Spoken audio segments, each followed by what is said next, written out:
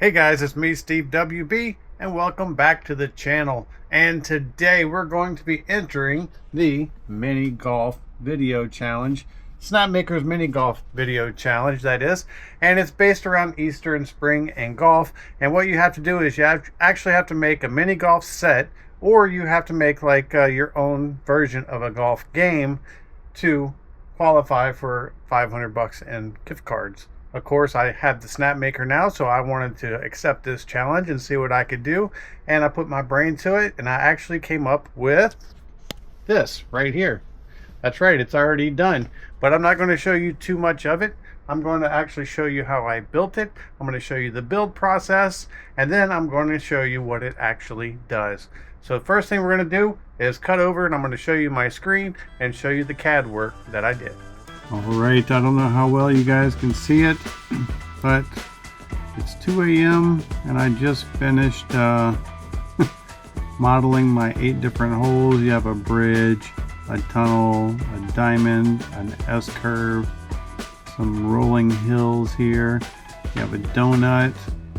You have the one where you like 245s, pink, pink, pink, that way, you know. And then you have the hole one, which is just easy. It's just a small obstacle, you can just shoot right past it. So we'll see. And of course I'm going to have little bunnies and things like in all these little spaces, these little islands here. Maybe I'll have like a water hazard for this. But we'll come up with different little add-ons to put in here to make it look better. But just for what's going to be printed, I think that this is well enough. Alright, so now that you've seen my design on the computer, it's time to take it from the digital world, bring it into the real world, and I'm going to be using the Snapmaker to do that, of course, because this is one of the requirements is that you have to use your Snapmaker for most of the build. And I'm going to be using all 3 different facets of this, including the 3D printer, the CNC, and the laser to get this knocked out, because I want to build 100% of my design with the Snapmaker to stay in the good graces of the judging committee for this contest. So let's go ahead and get all these pieces printed out.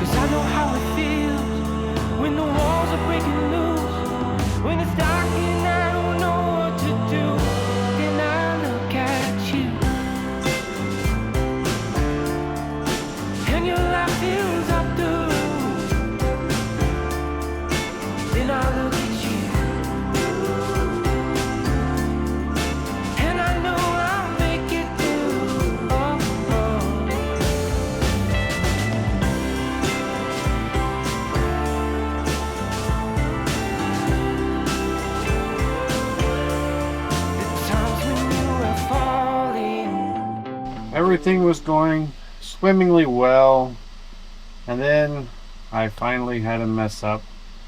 It was bound to happen, but if you notice, this is the new hole 9 that I've added. For some reason, like I said before, I needed to add a 9th hole. I redid the curves so it actually fit better in the model. But then I was like, I'm going to do the trunks of the trees, and these are actually the planters for the trees. I've been sitting here printing this, not even paying attention, and then suddenly I just realized that, hey, this is the dirt that goes inside that planter, and this is a full tree for that planter. I forgot to reduce the size. I've been printing everything at 50%, and I did not reduce these for 50%. So I just wasted this, and this. But I will set them up again and reprint them. Or maybe, due to the contrast, maybe I'll just print the sticks, put the sticks in, attach the trees, and put those on the playset like that. That way, I don't know, we'll see.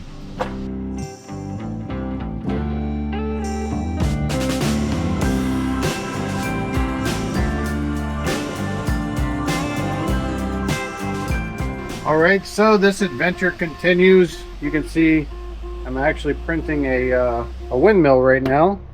And here's our box of parts. Uh-oh. I'm not dumping that out. But we have a bunch of stuff in here. And what we need to do is start assembling all this so we can get an idea of what we need to do. But as you've seen in the time lapses, I printed the greens, I printed the base, I printed some bunnies. We got this little pink bunny. We got this yellow rubber ducky. We have the big bunny head, and I have his ears. They just need to be sanded a little, cleaned up. Let's see, we have some little mini trees, low poly trees. I thought they were fitting. We have white bunnies. Just all kinds of stuff down in there. And I did even print the golfers. Nothing crazy, but you have the male and then you have the female. So that's the two golfers, and the way they work is you push the club back and you hit the button on top and they hit the ball. Not my design. I will give credit for these, as I said. They're from Thingiverse, the builder. I'm just using them for this project. So the hard part, I think, for the build is going to be actually the assembling of this base right here, because when I lay this out, it all lines up nice and easy. That's not the hard part. The hard part is, while the glue dries, keeping all these 4 panels perfectly aligned. That will be our first step, and I'm going to try PVC glue because it works similar to 3D goop. So let's go ahead, let's get this assembly going. Maybe we can wrap this project up and get our official entry into Snapmaker, and who knows, maybe we'll even win a prize.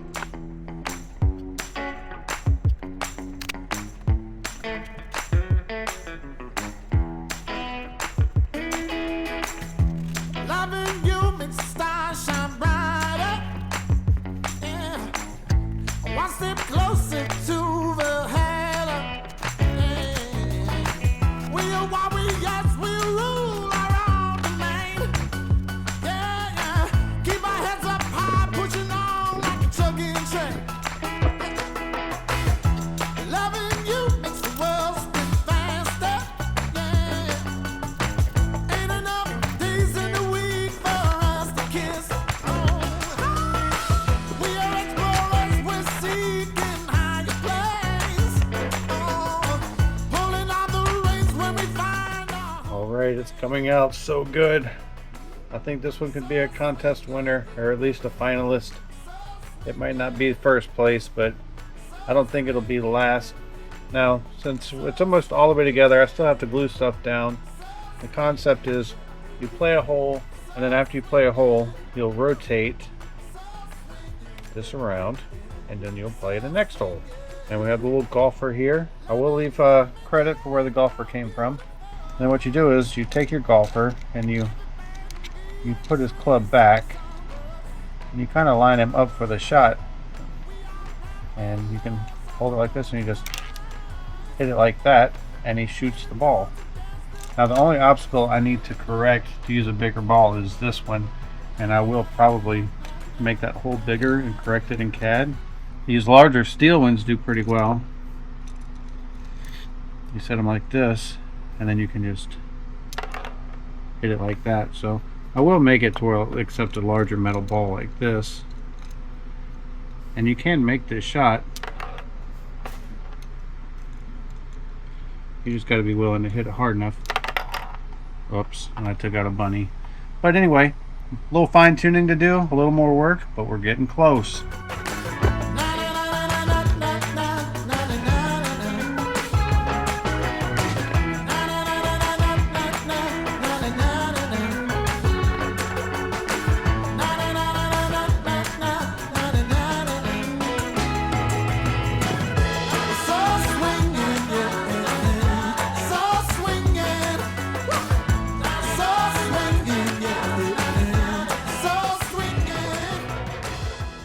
Okay, so final assembly is done. As you got a glimpse of the little project right here in the beginning of the video, I had to shoot all these other pieces after I'd already done the build and done the time lapses and did the days of work, because this did not happen overnight. And I do plan to share these files, sell these files. I haven't decided yet. If I do decide to take it to the step where I sell the files, I'm going to make it worth it to you by actually making the base plate that I glued together, put tabs in that so you can actually snap it together and take it apart and put everything in a box. I want to make the trees and the decorations removable with pegs so you can swap it out for different holidays or different looks, and even have extra plates for different obstacles that you prefer to try to shoot around. But let's go ahead. We're going to take a closer look at the model now. I'm going to show you how it works, how it assembles, and give you your first up close look of these golf holes. And here it is, the fruit of all my labor. Now, I wish I could take credit for the trees, the bunnies, the ducks, and the windmill, and the golfer, but I can't. I actually got these from Thingiverse, and I will leave a link to credit these designers, and also so you can find these models if you do want to use them. I did use two-sided tape and stick everything down, except for the golfer. He's got to be movable. You can play two-player or as many players as you want, but if you want to be a male, if you want to be a female, you can choose which one. Now the part that is my design is the actual base plate and all the different holes. As you saw in my CAD, I did actually take the time to design these. I did laser cut and engrave the hole markers. As you can see, hole 7, hole 8, hole 9. I did CNC out this little sign here. It's not the cleanest CNC cut, but for considering the size of it and the fact that this is really cheap wood from the dollar store, it came out amazing.